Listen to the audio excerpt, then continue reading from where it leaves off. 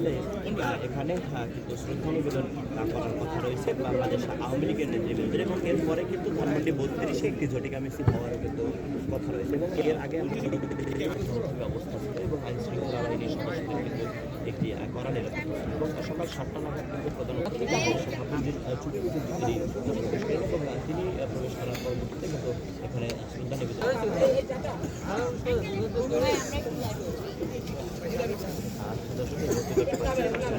বুদ্ধিজীবী দিবস উপলক্ষে কিন্তু আর বিশ্ববিদ্যালয়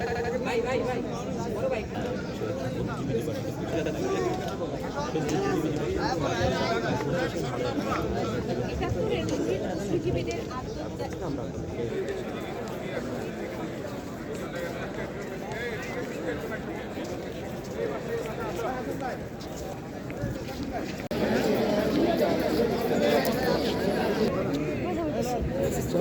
একটু আগাম